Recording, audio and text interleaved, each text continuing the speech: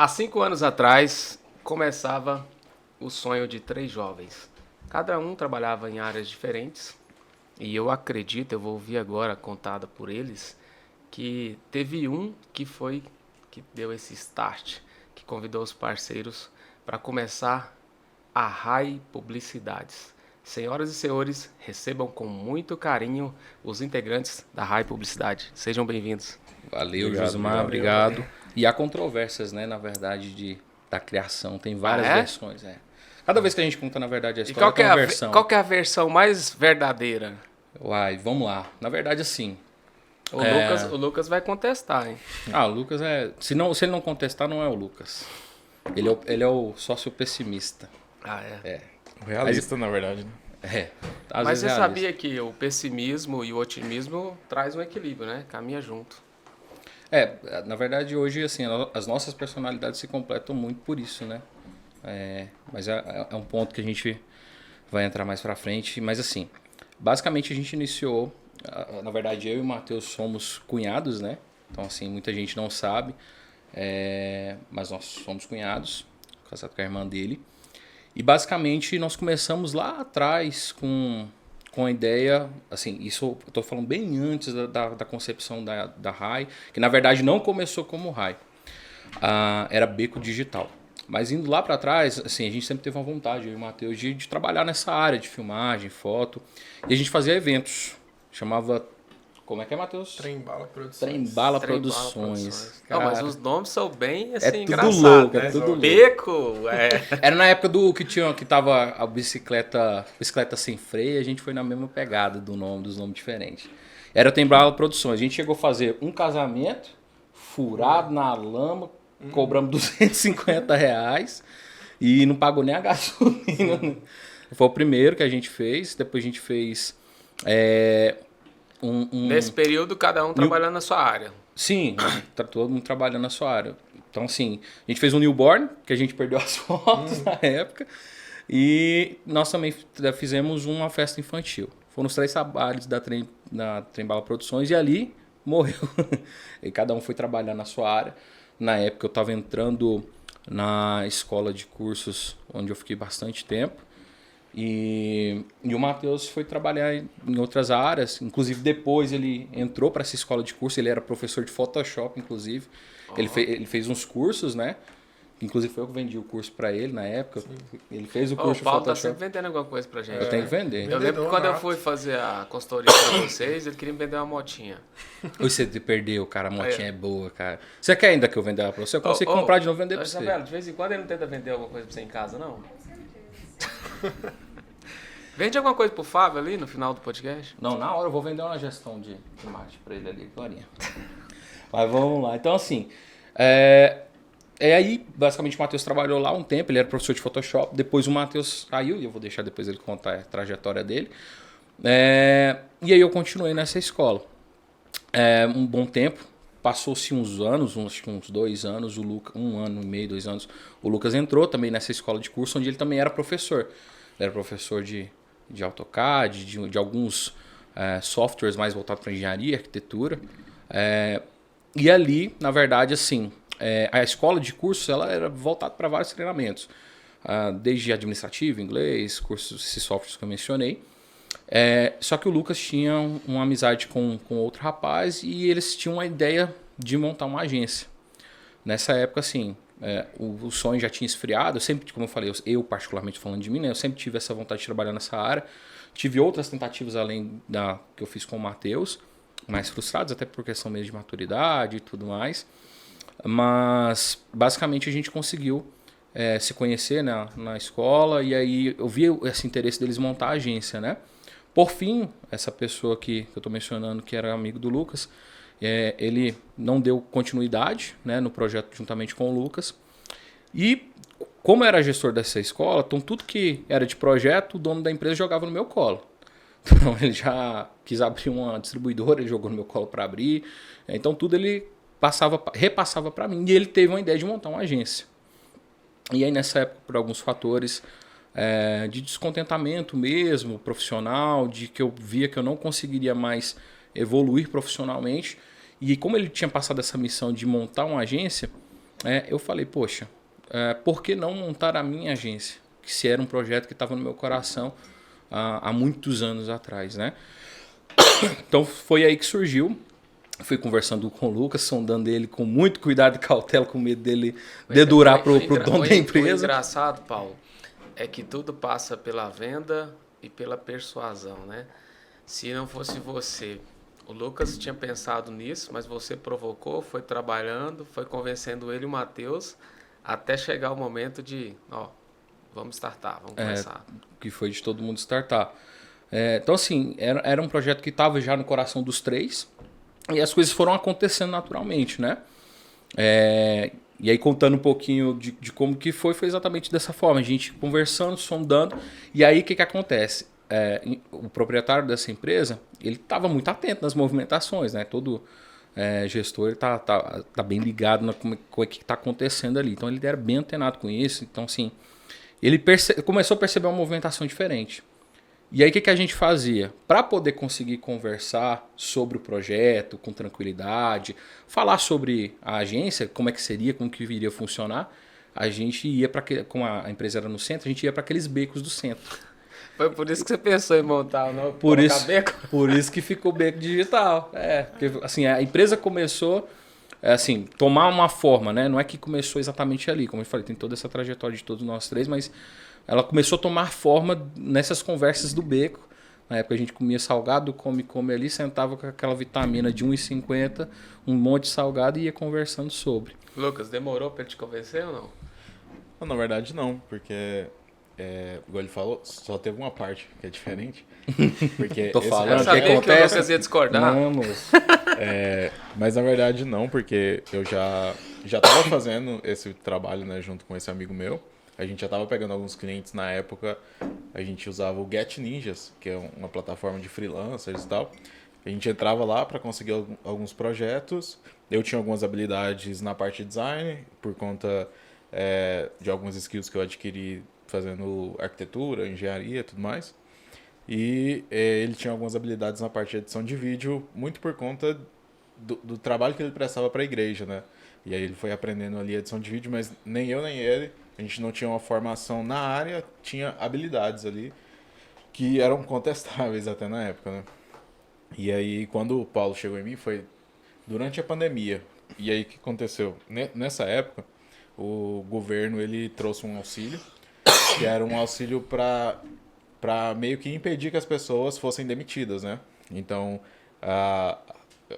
as lojas tinham que fechar, no caso essa escola também tinha que fechar, e aí o governo propôs um auxílio que ele pagaria, se eu não me engano, era 50% do salário, a empresa pagaria 50%. Para quem não dispensasse funcionário, isso. né? Mas em contrapartida, a empresa deveria manter aquele funcionário pelo dobro do período em que ele tivesse recebido auxílio. Então, no meu caso, eu recebi o auxílio por 3 meses, a empresa deveria me manter por 6 meses. Só que esse auxílio era com uma condição, de que a empresa fechasse e que não havesse trabalho ou fosse trabalho remoto. E nessa época, foi assim, no início do coronavírus, né? E bem no início havia muito medo, principalmente, né? E aí eu tava muito frustrado porque a empresa tava, entre aspas, obrigando a gente a ir trabalhar às 8 horas do dia e a empresa tava economizando metade do recurso com a alegação de que tava... Mas nesse período vocês já tinham começado? Não. E aí, como eu tava frustrado, né? Aí o Paulo, ele marcou comigo e falou assim, olha, vamos conversar amanhã de manhã e tal, queria propor algo pra você. E aí eu tava frustrado, tipo, por conta disso, sabe? Eu me sentia incapaz naquele momento de... Tipo, eu tava prestes a casar, faltava poucos meses pra me casar e tudo mais. E eu me sentia frustrado porque eu não poderia fazer nada com aquela situação, sabe? Eu até fiz uma denúncia no Ministério do Trabalho, mas não virou nada. Mas eu não poderia fazer nada com aquela situação onde eu me via sendo obrigado a fazer algo que pela lei estava errado. Ele estava fazendo uma manobra. Uma manobra ali para fazer os colaboradores irem e tudo mais. Então essa insatisfação também contribuiu muito para você aceitar a proposta do Paulo. E você, Matheus, como é que foi? Então, pra mim, foi mais... Paulo também ficou te assediando. Sim. Paulo, você é terrível, hein? Vai ter denúncia assediando, não. desde a Trembala Produções, né? Eu acho que nessa época eu tinha 14, 15 anos. Então, assim, eu era muito novo, né? Acho que até por isso que a empresa em si não aflorou, não aconteceu naquele momento. Porque eu era muito novo. Tinha Ó, se 14, vocês 15 contar anos. alguma parte aqui que não for verdade, a Isabela tá monitorando ali. Inclusive, ela falou pra mim, ó, Josmar, sempre que ele estiver falando alguma coisa que não é verdade, eu vou dar um... Tá contra a gente hoje. Aí, assim, nessa época eu tinha 14, 15 anos, então, assim, foi mais uma experiência mesmo pra saber como que seria esse empreendedorismo, né? E, assim, na verdade, acho que eu sempre tive essa vontade de querer ter uma empresa e tudo mais. Eu até lembro, tava pensando esses dias, né? Eu acho que quando eu tinha uns 12, 13 anos, mais ou menos, tinha uma loja de R$ 10 lá no Guanabara, aí eu ia lá, comprava umas camisas de time de R$ 10 e vendia a 20. E, assim, algumas pessoas compravam pelo fato de ser criança, te ajudar. Então, assim, eu sempre tive essa ideia, sabe, de querer fazer dinheiro, como fazer dinheiro e tudo mais. Aí, assim, nos 14, 15 anos eu tentei fazer dessa forma, Trembala Produções, foi mais uma tentativa realmente. E nesse meio tempo, assim, desde a infância eu sempre treinava escolinha de futebol e tudo mais. Então, estava dividido ali entre fazer uma empresa e jogar o futebol, nos 14, 15 anos, 16 e assim por diante. Aí chegou 17 anos, aí eu tive que tomar uma decisão, né? Eu continuava com futebol, ou ia pra vida profissional, trabalhar, empresa, tudo mais. Jogava bem, Matheus? Ou era... Era zagueiro, né? O Paulo deu um Curto e sinal que grosso. não. Mas só batia, mas... Só batia. Passava assim. tudo. Então, assim, com 17 anos eu tive que tomar essa decisão. Ou parava, ou ia trabalhar. Aí com 17 anos eu tomei a decisão de parar de jogar futebol e fui trabalhar. Aí no começo, assim, eu consegui trabalho de distribuir panfleto, de vários bicos de vários jeitos, fiz flanelinha, várias coisas, pra ganhar dinheiro e conseguir comprar minhas coisas e tudo mais, né? Porque chega uma certa idade, você quer comprar e tudo mais.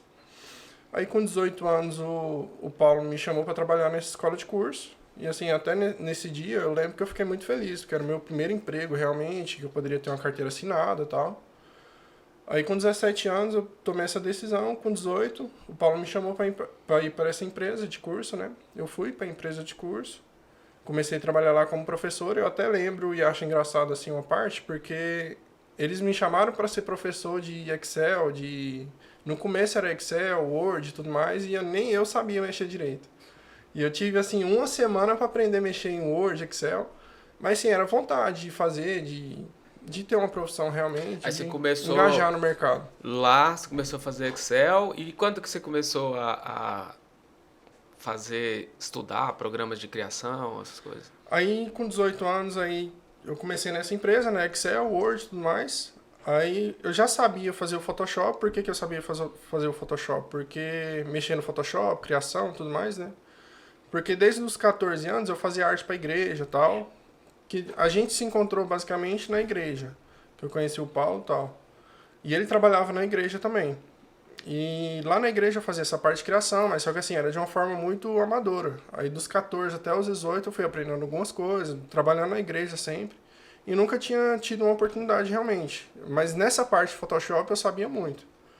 Aí até que surgiu a oportunidade de ser professor de Photoshop, que o dono lá queria abrir um curso de Photoshop, que não tinha na época e tudo mais. Aí ele me convidou para ser professor, eu fui professor nessa época. Aí surgiu uma outra oportunidade para mim trabalhar com e-commerce. E assim, na época eu não pensava diretamente em agência, nessa época eu estava pensando só em aprender realmente. Aprender uma profissão, aprender mercado, estava em busca de conhecimento realmente, né? Aí lá era um e-commerce de carteira, que vendia carteira comum de couro, né? Aí eu fui lá trabalhar nesse lugar e surgiu a oportunidade de eu trabalhar numa agência. E assim, era um sonho para mim trabalhar numa agência. De saber processo de criação, saber processo de vídeo e tudo mais. Que até lá na igreja, assim, a gente era de uma subsede e tinha a sede, que é a igreja principal. E meu sonho era trabalhar nessa igreja principal, porque lá os caras eram bons, eu queria aprender e tudo mais. Tinha equipamento top. Tinha equipamento top, meu sonho era mexer e tal. E assim, na nossa igreja era outra realidade, entendeu? Era a sobra deles, na verdade. Sim. Aí assim, quando surgiu essa oportunidade pra mim, eu fiquei doido, porque eu queria conhecimento, eu queria ir pra cima, né? E assim, nessa época eu tava trabalhando em 2 empregos. Tava trabalhando nessa escola de curso e tava trabalhando nesse e-commerce. Aí eu saí dos dois pra trabalhar só nessa agência. E assim, acho que meu salário reduziu pra 70%, alguma coisa assim. Mas era só para mim aprender realmente, que eu queria aprender a área. Ou seja, era o preço para aprender. Sim, o preço do conhecimento. Aí eu fui aprendendo e tudo mais. Sou grato até hoje por essa agência que me ensinou muito. E surgiu a oportunidade, o Paulo falou, né, um pouco da história e tudo mais. Aí, Ouvindo você falar a sua história, me fez lembrar uma época que você ainda trabalhava em outra empresa, que eu fazia consultoria, e numa reunião, não sei se você se recorda disso, você chegou em mim e falou assim, Josimar, se amanhã eu precisar de uma consultoria, você faz para mim? Eu disse, sim, por que não? Mas até então eu achei que era uma brincadeira, né? Falei assim, não, ele estava fazendo uma pergunta aqui, uma brincadeira. E de fato depois você montou a empresa, cresceu, procurou pela consultoria. O Paulo não queria, mas você insistiu, faz parte, né? É porque você tem um alto valor, né? Aquisitivo é meio complicado, né? O Paulo, você sempre coloca o Paulo, vocês deixam pro final, porque é o cara que chora, né? É o cara que pede o desconto. Já é a técnica, eles entram primeiro, depois eu entro para chorar. E hoje eu estou muito feliz de receber vocês aqui, ver uma empresa que eu vi nascer. E hoje a gente está aqui contando história. Só que tô ficando velho, né, gente? Ficar contando história assim de empresa que vi nascer, tem 5 anos já. Mas é top. Paulo, mas que data mesmo que vocês começaram? Que vocês pegaram o primeiro cliente? Como que foi o primeiro cliente? Foi difícil? Como é que foi? A gente sempre fala o seguinte, que a gente tinha cabelo cortado, a gente tinha carro limpo, academia, mas tipo, nunca dinheiro no bolso, porque tudo no começo foi permuta praticamente, né? O primeiro foi uma loja de móveis planejados e na época eu lembro que era muito loucura, porque a gente continuou nos nossos empregos, né? E aí, tipo, eu e o Lucas revezava ali para ir filmar, para fazer as gravações, né, na época. Não, e que é uma lição muito importante. Esses dias eu estava conversando com semana passada, uma cliente que me procurou querendo montar um negócio. E eu citei exemplo de vocês, de outro cliente também que eu acompanhei desse jeito. Continuou no trabalho, sem precisar tirar dinheiro do negócio novo. Tem muito mais chance de dar certo. Porque a maioria das pessoas empreende por necessidade. E o mercado não está nem aí para isso. E aí, às vezes, você sofre e aborta uma ideia que poderia ser muito boa, só porque você precisa sobreviver dela. E ela ainda não consegue te pagar, né? Só que para isso dar certo, a gente teve que contar com um fator que foi o fator sorte, né? Porque o Paulo trabalhava das 8 às 18, às 19, e eu trabalhava no período da tarde/noite. A escola ali até às 10. Aconteceu que nesse período, por coincidência, por sorte, o proprietário da empresa, ele realocou o Paulo para um outro horário, e aí só assim que a gente teve o período da manhã. Tanto eu quanto ele começava a trabalhar a partir das 14, se eu não me engano, e até às 21, 22. E aí a gente passou a ter nós dois o período da manhã livre. Antes disso, eu tinha o período da manhã livre e ele tinha o período da noite livre.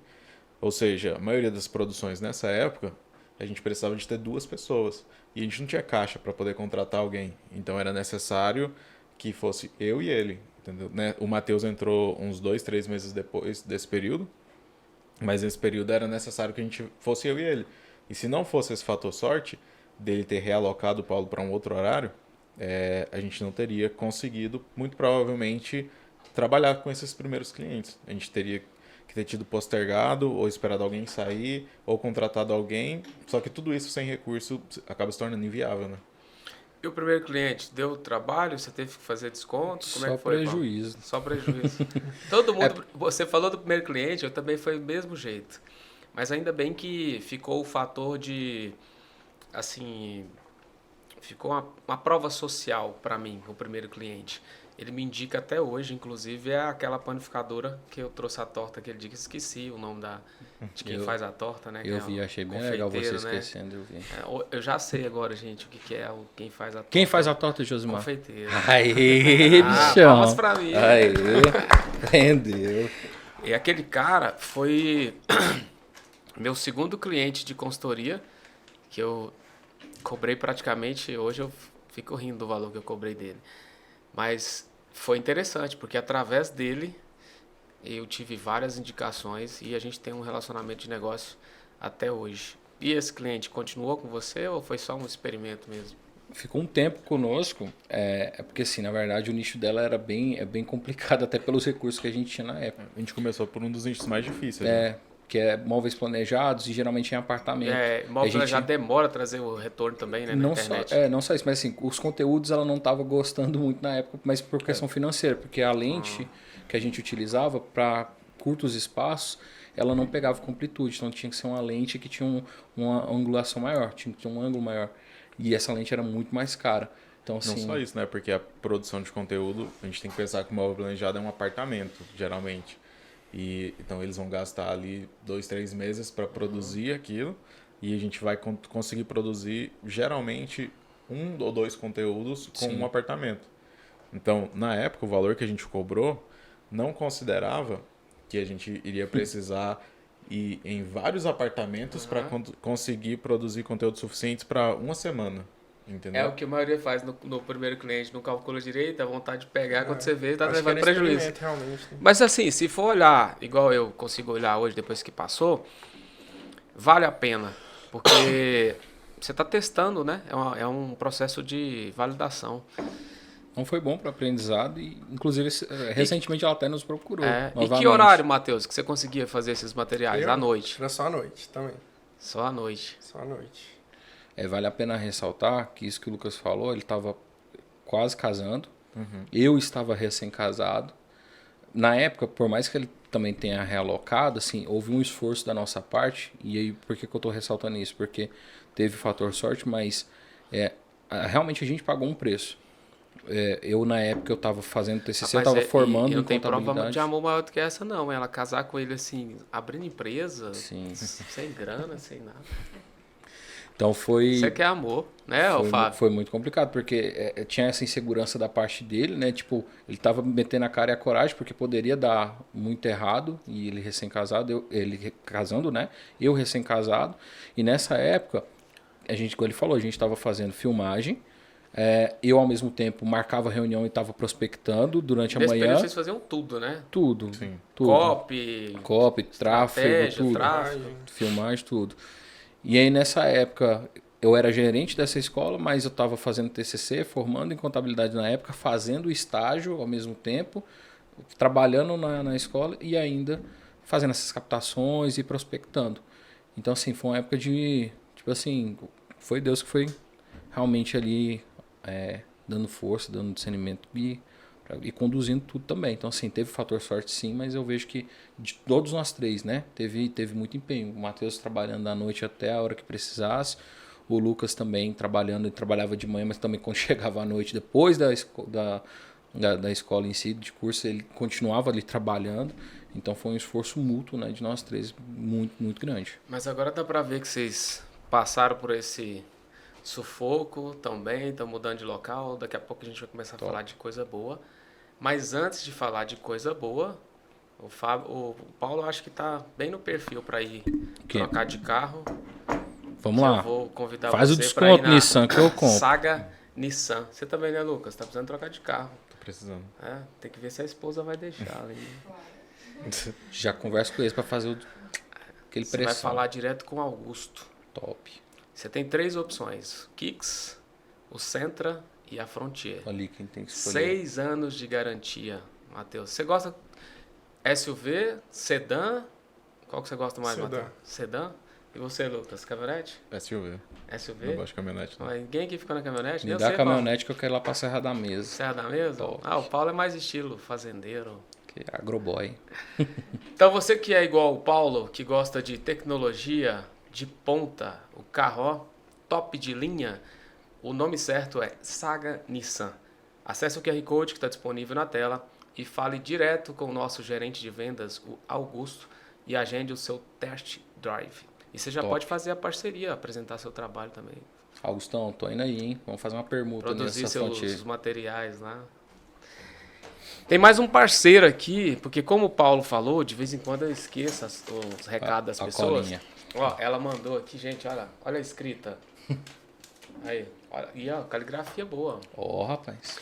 Ela mandou essa torta aqui pra gente experimentar, a Clédia Tortas. Vocês podem seguir aí no Instagram, o Fábio vai deixar disponível aqui na tela. Ela faz tortas por encomenda, ou você pode ir na nossa feira tradicional de Goiânia, a Feira da Lua, Feira do Sol. Todo final de semana tá lá. Ó, as esposas de vocês aí que gostam de torta. Pode procurar a Clédia. Olha que torta linda que ela mandou. Mandou esses docinhos aqui também, que eu já esqueci Só o nome pergunta, dele. é só enfeite mesmo? Como é Não, que é o esse aqui esquema? vamos experimentar agora, pra galera ver o tanto tá. que isso aqui... Se você bota Ó. um negócio bonito desse na nossa frente e não deixa nós experimentar, fica ruim. Eu não tenho muito ritmo pra cortar isso aqui não, mas vamos lá, né? Eu confio em você, vai Você dar confia em certo. mim? É assim mesmo, Matheus? Puxa de um lado Deve aqui. Ô, Matheus, você é acostumado a cortar esquina, não? Isso não. Já Nas foi. festas de aniversário lá da família. Ele que só corta. come, ele só come. Ó, vamos servir primeiro o Lucas aqui. Pode aqui do ser. lado. Obrigado. Aí é o primeiro teste, né?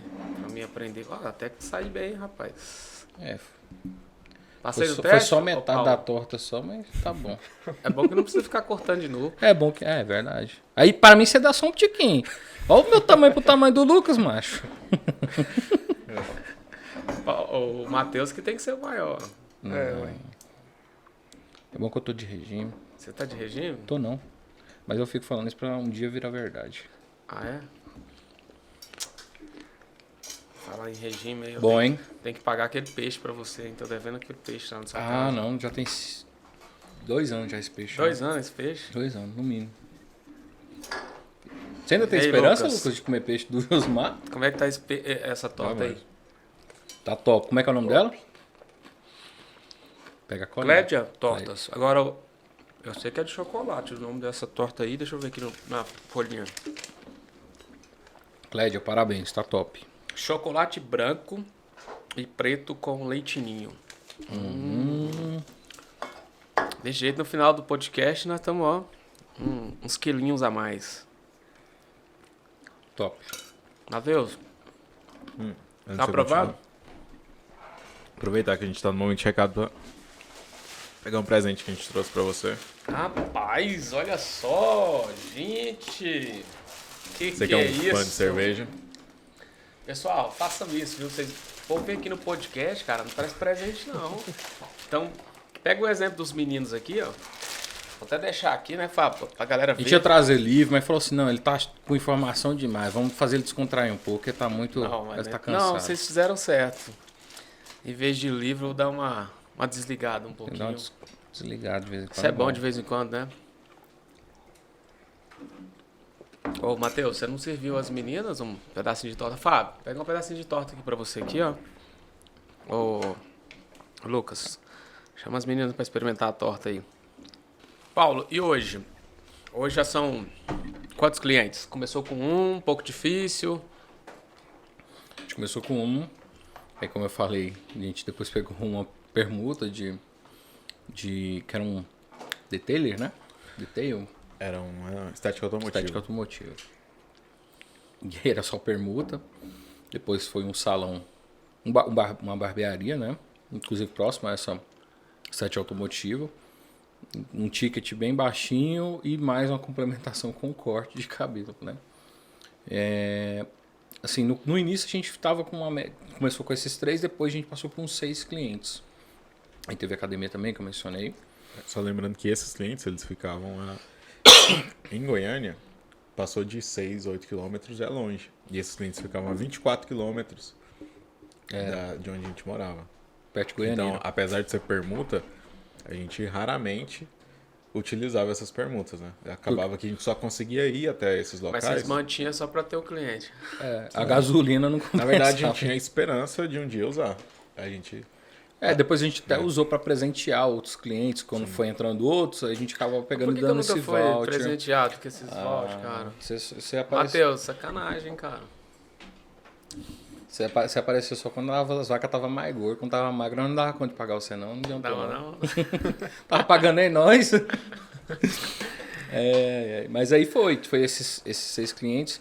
Aí assim, o primeiro ano, que foi o ano que o Lucas mencionou, que foi quando a gente foi da pandemia, e até como é que foi essa evolução, quando a gente conseguiu um valor que dava para suprir ali o salário do Lucas, o Lucas foi o primeiro a se desligar, de fato, da empresa e ficar por conta full time da agência, né? E aí o tempo foi passando, e com a saída do Lucas melhorou, obviamente, né? A entrega, melhorou ali bastante coisa. E aí o Matheus continuou na agência, eu continuei sendo gestor lá da escola. E continuamos a mesma, até que chegou um ponto também que a gente conseguiu também arcar com o salário do Matheus, né? As entradas já estavam suprindo. E aí, isso passou-se um ano. No final do ano de 2019... Então, o primeiro que vocês começaram a pagar salário foi pro Matheus. Foi o Lucas. Foi o Lucas. Depois o Lucas passou uns meses, uns 6 meses mais ou menos, foi o Matheus. E depois o Matheus, aí no final do ano, aí eu saí e fiquei por conta da agência. E aí, como eu tinha obviamente mais tempo para prospectar, para correr atrás, foi o ano que a gente começou a crescer mais em número de clientes, né? Hoje a gente está com 42 clientes. Nos especializamos no nicho da saúde, na área da saúde em si, com foco na odontologia. Mas hoje são 42 clientes. Tem alguns mesclados de outras áreas, de outros nichos também, mas hoje o nosso principal público é o da odontologia. Foi melhor quando você definiu um nicho, Paulo? Melhorou? Com certeza, porque a gente começou a identificar principalmente a fundo as dores daquele público, né? Então você consegue identificar as dores, você consegue traçar uma estratégia mais eficaz, né? Porque assim, gasta um tempo de fato para você entender a fundo daquele nicho. Não adianta a gente saber as ferramentas de marketing, fazer o melhor design, ter um melhor gestor de tráfego, mas se não conhecer a fundo de fato o nicho. Então a partir do momento que a gente mergulhou, né, teve uma imersão de fato na área, de conhecer código de ética, de conhecer o que atrai de fato ali o paciente, né, ou não, foi exatamente quando a gente aprofundou nisso, a gente teve melhores resultados. Então a gente falou, não, esse é um nicho que a gente vai realmente investir, porque a gente encontrou aqui vamos dizer assim, o pulo do gato dessa área. Hoje vocês atendem todos os nichos, mas é focado na área da saúde. É porque assim, hoje a gente atende por conta das indicações, né? Vai conhecendo, vai indicando, aí aparece algum nicho. Não, a gente não pega todos os nichos, mas dependendo do nicho a gente faz uma análise e entra realmente para os nossos clientes. Mas o foco, fala assim, hoje qual que é o nosso foco, o que nós prospectamos, o que ativamente falando é da odontologia em si. Lucas, qual que é o principal desafio que vocês enfrentam com os clientes? Quando ele procura a high publicidade, quer fazer um social media, ou quer fazer um videozinho. Não, só quero fazer um videozinho, ou só quero fazer um tráfego. Tem essas perguntas assim, eu quero só isso. Tem bastante.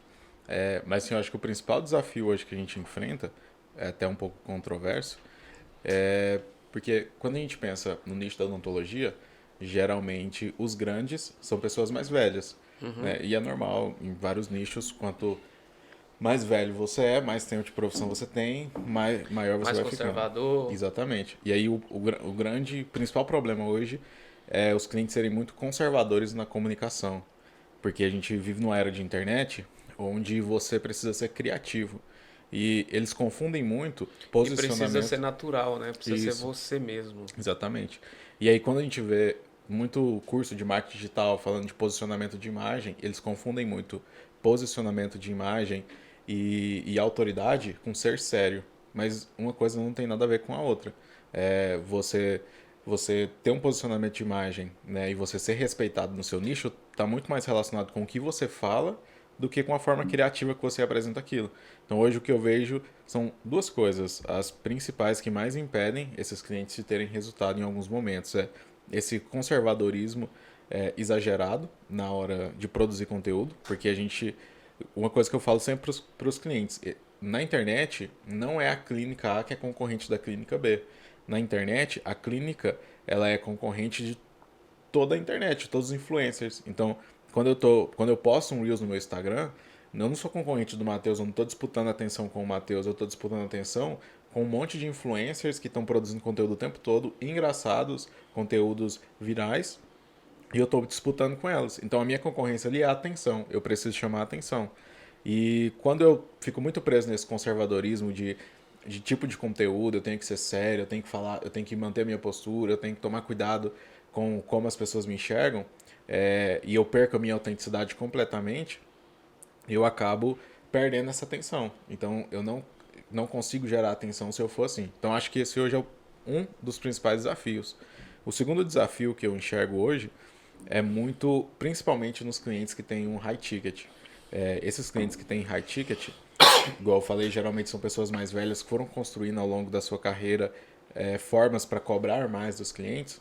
O que acontece muito é que como eles vieram de uma era passada, e eu não estou culpando eles, acho que eles são homens da sua própria época, mas como eles vieram de algumas décadas atrás, essas pessoas ela ainda têm em mente aquela questão de tipo, isso é coisa de quem tem dinheiro, isso é coisa de quem não tem dinheiro. Só que hoje não é assim. Hoje, um objeto de desejo, ele está na mão de todo mundo. Seja da classe A, mas também está na classe E, na classe C, entendeu? Então, por exemplo, o iPhone. O iPhone circula em todas as classes. E a maioria dos nossos clientes vendem produtos que são o preço inferior a um iPhone. Principalmente quando você se torna objeto de desejo, as pessoas vão fazer consórcio para adquirir seu produto. Qualquer que seja o produto, elas vão fazer isso. É muito natural você ver. Você me fez lembrar do exemplo das cirurgias plásticas, cirurgias estéticas das mulheres.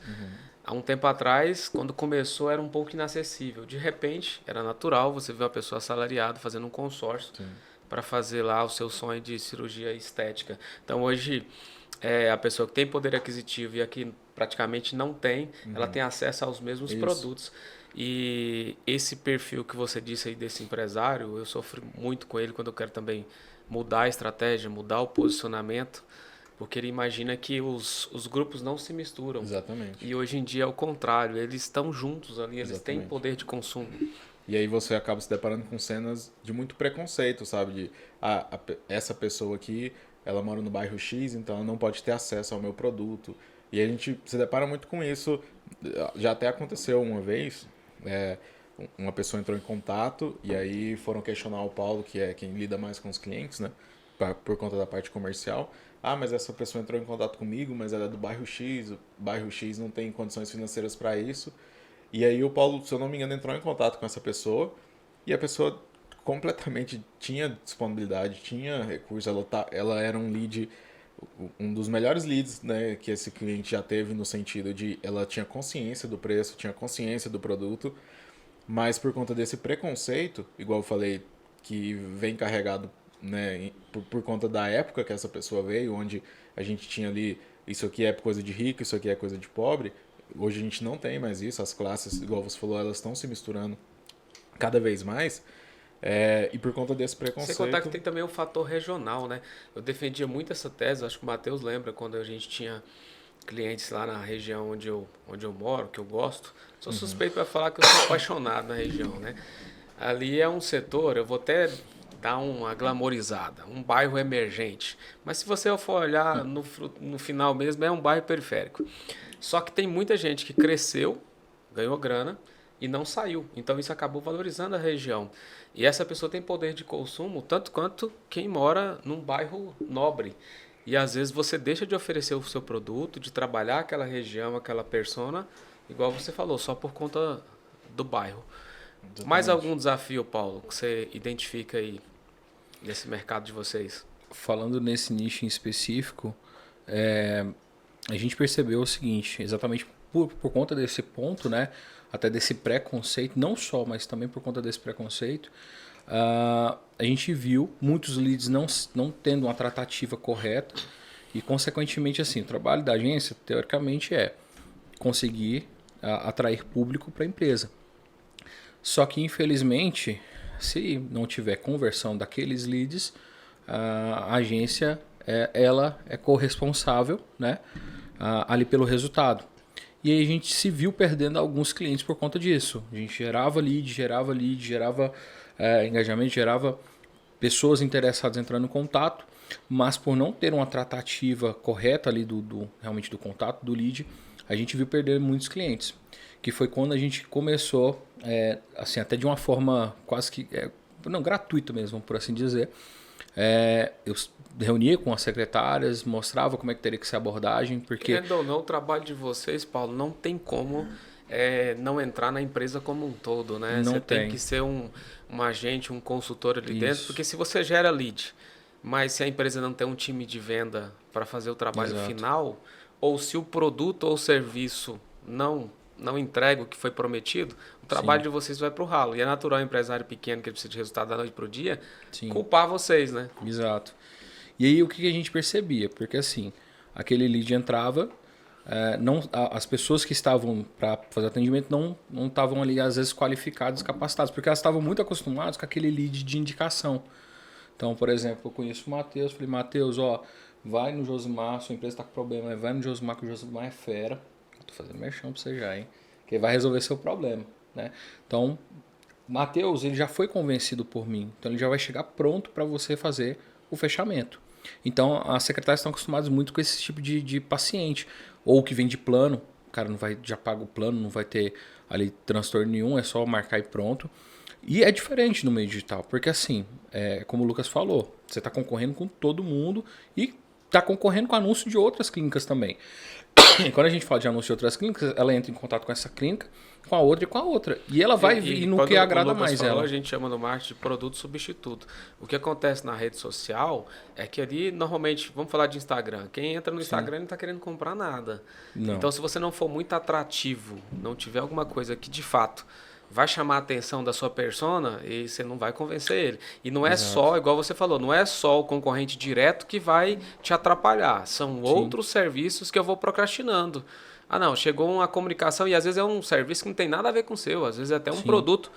Exemplo, eu estou aqui precisando fazer um tratamento dentista, mas aí vem lá na minha timeline uma comida japonesa que eu sou apaixonado, um restaurante novo que chegou em Goiânia, e aí eu deixo de fazer aquilo, não vou lá na clínica, mas eu estou consumindo ao mesmo tempo. Exatamente. E aquilo ali congestiona meu cartão de crédito e eu vou deixando para frente.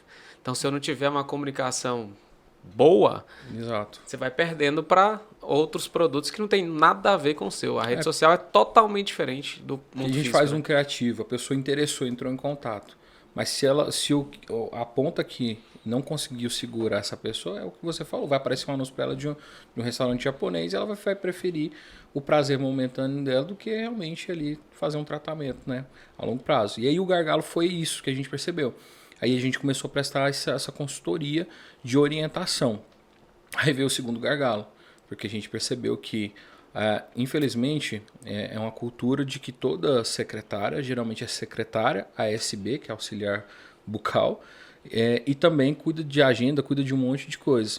Então, ela não tem tempo. E aí ela acaba que não tem tempo para dar uma tratativa correta nos contatos. E não só isso, né? Poxa, ela tá ali acostumada a fazer aquele trabalho. Chega uma galera ali e fala, nossa, tem que fazer isso aqui a mais, e não tem uma contrapartida, desmotiva a pessoa também de fato, né? E aí a gente percebeu essa desmotivação de abraçar, de fazer a tratativa correta, e assim, não só não é por má vontade, é de fato também por questão de tempo, como eu mencionei. É uma Severino que faz um monte de coisa, não tem tempo de dar uma tratativa. Então a gente percebeu que ainda assim não era o ideal, porque por mais que a gente orientasse, não tinha aquele tempo para também executar, ou às vezes disposição. E aí foi onde a gente chegou, né, o modelo mais atual de produto, né, que é onde hoje a gente tem esse trabalho interno na agência. A gente faz desde da ponta, né, da captura do lead até a parte de fato de agendamento para a clínica. Então hoje basicamente a gente faz o trabalho de CS dentro da própria agência. Então, esses foram os principais gargalos que a gente encontrou e essas foram as soluções que a gente foi encontrando. E principalmente nesse segmento seu, que o perfil é uma clínica pequena, que tem um dentista, uma secretária que faz tudo, aí ele coloca mais 2, 3 dentistas parceiros, ele não vai montar um time para cuidar de tudo isso. Exato. E se você for contestar ele não vai aceitar. Então é muito melhor você prestar o serviço e cobrar por isso. Exato. Matheus, você que está mais ligado à criação, como é que fala para o cliente quando ele fala assim, olha, eu quero um criativo igual aquilo ali, que está totalmente fora do briefing? Sim, eu acho que assim, eu creio que é tentar trazer uma consciência para o cliente realmente, tentar traduzir o nosso conhecimento, tentar traduzir para o cliente, porque o porquê daquela forma que a gente escolheu é o ideal, porque que é o correto. Porque sim, eu acredito que o vídeo, a imagem, tudo conta uma história, desde o roteiro, desde da cor do vídeo, desde a música que você usa. Eu creio que tudo se conta uma história, né? E você tentar traduzir por que você usou cada elemento ali na criação do cliente, eu creio que é o ideal de trazer isso para ele. E a gente gosta de história, né, cara? Sim. O que mais prende hoje, por que o podcast está em alta? Porque o podcast ele é uma conversa e na maioria das vezes você começa contando uma história. Você entra em algum tema que está linkado ao que você faz, mas o que a galera mais gosta é a história. Como você começou, de como surgiu, a dificuldade que você enfrentou e por aí vai. Falando continuando nessa linha de internet, de rede social, vocês acham que o social media vai acabar? Então, vou deixar até essa parte pro Lucas responder. Há controvérsias. Não, mas porque todo jeito vocês vão discordar, então por isso eu queria ouvir o Paulo. Vou deixar o Lucas. Então, acho que a minha opinião, a análise que eu faço do mercado é de que a médio prazo a gente não vai ter mais o social da forma que ele é hoje. Porque a forma que a gente vê hoje são empresas, né, geralmente de pequeno e médio porte, onde elas contratam uma agência para gerir essas redes sociais, fabricando ali conteúdos, vídeos, etc. Que é o que a gente faz hoje com a maioria dos nossos clientes. Contudo, com a evolução que a gente tem de IA, a gente tem vários aplicativos que fazem artes e tudo mais, e a junção disso, né? Eu tenho um Canva, por exemplo, que é um dos mais famosos. Juntando isso com o IA, o trabalho que eu faço ali de solicitação, ele vai executar para mim, entendeu? Agora, o que a gente não tem nisso? É o que o Matheus falou, é de convencer o cliente. Porque quando a gente está numa agência, não é só a venda inicial. Eu faço uma venda para o cliente ali, mas diariamente eu tenho que fazer várias vendas, porque diariamente eu tenho que convencer ele que o que eu estou fazendo é o melhor para a empresa dele. E juntando isso com a fala anterior que eu fiz, de que eles são muito conservadores e muitas vezes eles não concordam, a gente tem essa problemática, sabe? De ter que ficar o tempo todo convencendo, olha, isso é melhor por esse e esse motivo, entendeu? Então, quando a gente pega o social media da forma que ele é hoje, que a maioria das pequenas empresas contratam, que é uma agência que vai lá, vai fazer, vai do jeito que eu quero e vai postar, eu acho que esse tipo de trabalho ele não vai existir mais em breve. Porque esses pequenos empresários, eles podem muito bem entrar no IA, digitar lá, eu quero um post azul com o meu rosto, escrito isso e isso, entendeu? Mas quando a gente fala do trabalho que o Matheus falou, que é de convencer o cliente, ter todo um background ali de conhecimento, entendendo o que é melhor, por que é melhor, por que tem que ser feito daquela forma, eu acredito que esse tipo de trabalho vai continuar. Inclusive, junto com as IAs. E aí o que a gente vai perder ali, né, provavelmente é um pouco de mão de obra. Então vai deixar de existir algumas mãos de obras ali, justamente porque eu tenho esse cara que controla a IA, que ele consegue gerar ali, explicar para a IA os objetivos e tudo mais. Só que a gente vê também que, mesmo dessa forma, a gente vem perdendo um pouco de espaço por conta da autenticidade que as redes sociais hoje exigem. Então, a maioria das empresas hoje já entenderam isso, já contrataram seus pequenos influencers, o próprio proprietário da empresa acaba se tornando um pequeno influencer, porque as pessoas não estão mais conectando a um tipo de conteúdo que não seja autêntico, né? E aqui eu nem estou falando de profissionalismo não, mas de autenticidade. Então, um conteúdo autêntico gravado em um celular ou gravado em uma câmera profissional, ele é um conteúdo autêntico. Você falando em autenticidade, ontem eu estava assistindo um vídeo no Instagram e o cara contando o case daquele... Eu esqueci o nome dele, só sei o segundo, Madeirite. Ele faz aquele vídeo da sexta-feira. Sexta-feira, meio-dia. Eu sei que ele é patrocinado pela Scout, cerveja. Aí o que aconteceu? Ele era um cara muito autêntico e tinha um amigo empresário que fabricava cerveja lá na cidade dele. Uma marca que não era conhecida. Chamou ele e falou assim, olha, eu queria só que você... Ele fazia uns áudios engraçados nos grupos. Uhum. Chegou e falou assim, eu queria que você fizesse um material dia de sexta-feira, estimulando a galera para beber na sexta. E aí ele veio com aquela fala de sexta-feira meio-dia, que você não faz mais nada, virou um hit, o cara estourou. A empresa agora é conhecida no Brasil inteiro, tá milionária. Mas o que eu achei interessante, quando você falou de autenticidade, o cara que estava contando o case ontem, falando que o ponto principal não foi nem só as estratégias de marketing, foi buscar alguém que tinha autenticidade, mostrou naturalidade ali, mostrando que é o cara mesmo, né?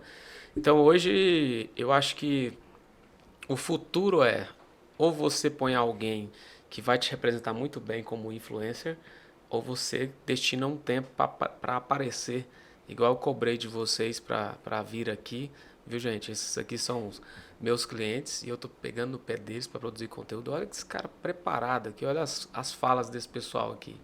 E ficava escondendo atrás dos bastidores, não pode. Olha o Matheus aí, o tanto que tá falando bem. Então eu acredito que a galera vai ter que ficar cada vez mais influência, né, Paulo? Sim, eu achei que eu ia divergir do Lucas, mas hoje a gente tá alinhadinho, tá bacana. Tá alinhado. Realmente a gente tá vendo muito brifado, essa... né? Oi? Foi brifado. Foi brifado. Foi Só que não. Eu tô achando que vocês dois ensaiaram o conteúdo, não foi Nem não? vi, Matheus? né? Pior que hoje a gente se vê todo dia, hoje a gente nem se viu. Mas bacana. Então o que acontece? Confere isso, Isabela, essa informação. Confere. Tá. Ih, o cara tá desacreditando da gente, ó. Mas realmente a gente tá vendo essa mudança de comportamento e por isso que a gente tá indo pra um lado muito mais de foco em resultado mesmo, de foco em estratégia, de fato. Por isso que a agência tá indo mais para esse lado. Essa questão é tão engraçada que de realmente fazer esse convencimento que o Matheus citou de você ter que explicar o porquê que vai dar certo, o porquê que não vai dar certo, porque a gente fica bem assim, entre agradar o nosso cliente, mas se a gente agrada o nosso cliente, não vai trazer o resultado que ele quer, porque não vai agradar o cliente do meu cliente, e acaba que fica naquela, poxa, se eu agradar meu cliente, eu não vou trazer o resultado e ele vai ficar insatisfeito.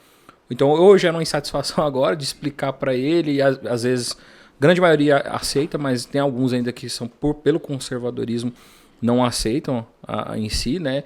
E acabam depois cobrando, inclusive, o resultado, que é algo que a gente mostrou que, olha, se a gente fizer assim, vai ter resultado sim. Se fizer Y, vai ter resultado Y. E mesmo às vezes falando, e ele, dá um exemplo aqui, foi bem engraçado. Tava dando um resultado legal no anúncio que a gente estava fazendo. Só que a cliente encasquetou que não queria aquele criativo rodando. Por não gostar da imagem. E pronto. Só que tava rodando e tava dando muito. Só por causa da imagem. E tava rodando e tava dando muito lead. Tava bem bacana. Eu acho engraçado, Paulo, que o povo ainda insiste, acha que só um material bonitinho com a imagem que ele quer vai vender. Não. E aí, beleza. Aí ela falou assim, ó, Paulo, troca, eu quero assim, assim, assim, assim, assim. Na hora que ela falou, eu falei, vixe, isso aqui não vai dar nada. Eu falei, ó, e essa eu fui bem incisivo com ela. Eu falei, ó, se a gente fizer assim, assim, assim, assim, assim, você vai ter resultado nenhum, você vai desperdiçar seu dinheiro. Vai por mim, a gente tá acostumado, a gente sabe fazer, fazendo assim vai dar certo. Não, mas eu quero assim. Aí eu peguei e falei assim, ó, se der ruim, você vai me cobrar esse resultado? Porque eu tô te falando que não vai dar resultado. Se der ruim, você não pode me cobrar essa questão desse resultado. Ela falou, beleza. Dito e feito. Fez, deu ruim e ela cancelou. Por mais que a gente avisou que ia dar ruim. Infelizmente, tem alguns clientes que não dá, né, cara? Você passa um período com o cliente, ele não consegue entender como é que funciona o digital. A gente já tem um bom tempo que está com o digital, ficou mais forte na pandemia, mas ainda tem muita gente que não entende que é totalmente diferente do mercado presencial, né? Totalmente diferente. Sim ou não, Matheus? Com certeza. Que na verdade você tem que trabalhar os dois canais, né? Não dá pra... Eu vi uma frase que o professor contou pra gente no MBA que eu fiz, que eu marquei ela e até hoje eu repito ela sempre. A gente tem que, de vez em quando, desaprender para poder aprender. É o que talvez esse pessoal não está disposto a fazer, né, Lucas? Sim. Eles carregam essa carga de conhecimento antigo, né? Esse orgulho, né? Exatamente. Eu fiz sempre assim. Eu sou mais velho, eu sei o que eu tô falando. Que é um desafio que a gente, hoje, tipo, a gente tem essa aparência de mais velho, né? Acho que a gente tem perdido com o tempo. Mas foi algo que foi se fazendo necessário, sabe? Durante toda essa trajetória. Porque as pessoas não respeitam. Quanto mais jovem você parece, principalmente no nicho que a gente escolheu, né? Geralmente são dentistas acima dos 50 anos, 40 e poucos anos, 50 anos. Principalmente nesse nicho, é muito difícil ser respeitado quando você é mais jovem, sabe? E essas pessoas não estão dispostas a ouvir. Tipo, eu sei que pessoas mais velhas têm uma carga de sabedoria muito maior, mas quando a gente fala de um mercado novo, em relação ao tempo de mercado que eles têm, eu acredito que falta um pouco essa humildade, sabe? De sentar aqui, peraí, deixa eu ouvir o que é que o Josimar tem a dizer sobre o meu trabalho, porque da forma que eu tô... Porque se eles estão procurando a gente, é porque eles não estão tendo resultado na forma que eles têm feito hoje. Só que ao mesmo tempo, eles contratam uma empresa, né? Eles gastam ali um recurso, né? Que muitas vezes não é o suficiente para eles conseguirem entregar o resultado que eles querem. E eles não estão tendo resultado. Então, não é barato para a empresa contratar uma agência, contratar filmagem, pagar tráfego, enfim, contratar um CRM para cuidar desses leads que estão chegando.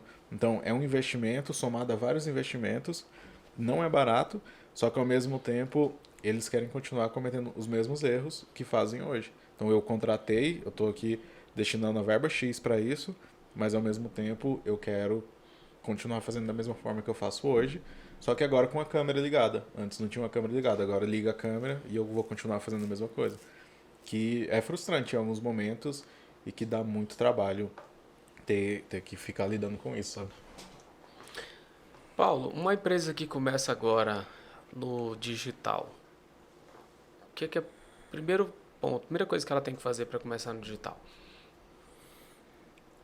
A gente está chegando num momento que está separando de fato de quem realmente conhece o nicho e de quem não conhece. Acho que o primeiro passo, de fato, é vir com a consciência que tem que estar muito bem preparado, porque esse mercado não está aceitando mais amadorismo. Até por questão de realmente, todos os clientes hoje que a gente fecha, se você vai conversar com eles, todos já passaram por experiência de uma agência. Então eles já têm alguns, vamos dizer assim, pensamentos acerca de como tem que ser uma agência, né? Já Então estão calejados, né? já estão calejados. A agência fazia assim, a outra agência assim, porque eles vão pegando, fazendo meio que um Frankenstein, né? Não, eu gostava disso nessa agência, mas eu gosto disso de vocês, mas aquela outra fazia isso aqui que eu gostava mais. Então, assim, eles vão... Mas nenhum de fato, se você for observar, nenhum de fato deixou a agência trabalhar, né? Na maioria das vezes o Sim. culpado não é a agência. Exatamente. Inclusive, assim, até recentemente eu tive uma reunião que eu até brinquei com os meninos. Eu perdi o cliente por ser honesto e ajudei a agência. Porque, assim, acaba que não deixa a agência trabalhar e às vezes a agência passa algo e como não é aceitada ali no momento, ela ainda assim é cobrada, assim como eu acabei de mencionar aqui, né? A gente falou que ia dar ruim e mesmo assim ela insistiu. Nesse caso, por exemplo, essa empresa ela não estava tendo um resultado, ela nos procurou porque ela não estava tendo um resultado satisfatório. E aí eu perguntei, tipo, quanto vocês estão investindo de tráfego hoje? Porque a alegação delas é que elas não estavam no primeiro lugar no Google. Eu falei, quanto vocês estão investindo hoje? A gente está investindo em torno de 1.500. Aí eu falei, pois é, mas você já viu como é que tá seus concorrentes? Porque o Google é um leilão, então, tipo, eles estão comprando as mesmas palavras-chave que vocês. Então, quanto que eles estão investindo? Os concorrentes eles investem 5, 6 mil reais. É óbvio que eles nunca iriam estar no primeiro. Que é uma empresa que o ticket médio é acima de 100 mil, né? E é um ticket médio acima de 100 mil, então é um ticket médio muito alto e um público muito nichado, inclusive. E tem isso, né? Dentro do tráfego, quanto mais nichado, mais caro é. E também foi-se o tempo que você tinha alguma coisa no orgânico, né? Agora, Exato. se você não investir em tráfego... Ou com baixo investimento, né? Que às vezes a pessoa acha que botar 200, 100, 200 reais vai já dar um resultado. Não, já foi-se o tempo, né? Hoje está cada vez mais concorrido, o lead cada vez mais caro e quanto mais nichado é, mais caro é. Isso é fato. Quanto mais difícil achar aquele público, mais caro é. É assim que funciona. Então eu falei para eles, deixei bem claro, falei, olha, vocês não estão tendo esse resultado porque vocês não estão fazendo esse investimento. E aí, inclusive, ela falou, não, vou dar uma chance então para outra agência fazer esse investimento. Acabei ajudando, mas fui sincero com eles, porque eles estavam esperando algo que é irreal pro ticket deles, médio, pro público deles, né? Então eles nunca iam ter o resultado que eles querem. E se a gente fecha com essa agência, se a gente fecha com essa empresa também, o que ia acontecer é que ela ia continuar insatisfeita. Exatamente. E a gente que ia tomar as dores. Né? Se eu falo, não, a gente faz com o mesmo investimento e a gente vai te trazer esse resultado, não vai trazer.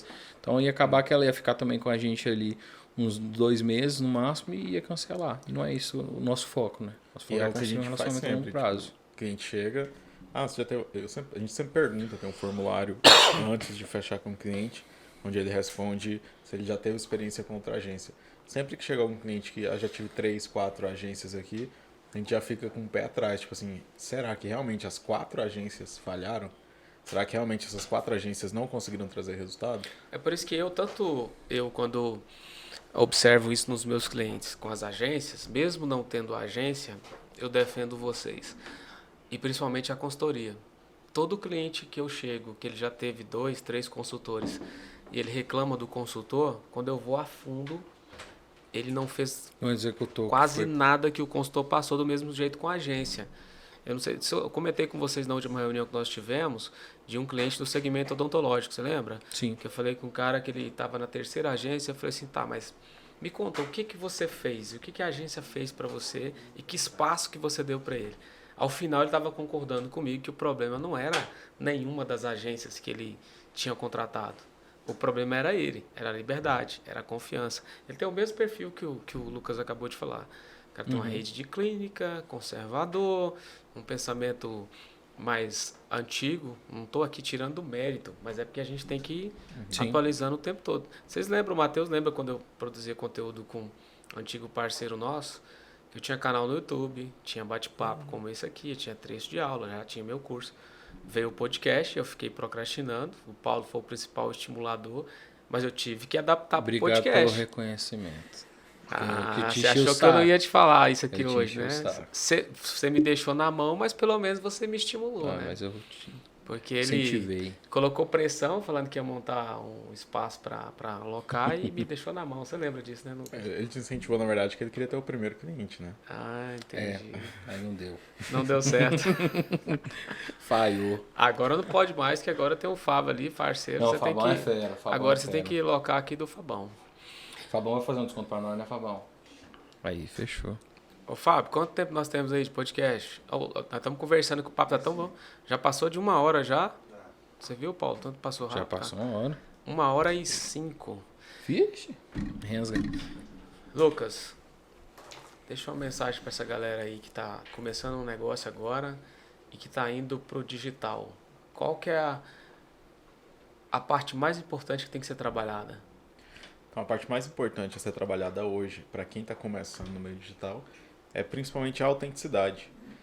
Eu acredito que hoje as redes sociais exigem muito isso, né? De você ser autêntico no tipo de conteúdo que você está produzindo e não ficar só ali fazendo mais do mesmo. Porque, igual eu falei no início, a gente hoje, dentro das redes sociais, a gente está concorrendo com outros nichos, né? Então eu estou concorrendo com os globais, eu estou concorrendo com os influencers, eu estou concorrendo com as grandes empresas, porque no fundo, não é a minha empresa contra outra empresa na rede social. É a minha empresa em busca de atenção das pessoas.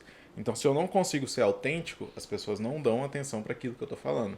Porque aí fica aquele tipo de conteúdo robotizado, aquele tipo de conteúdo enrijecido.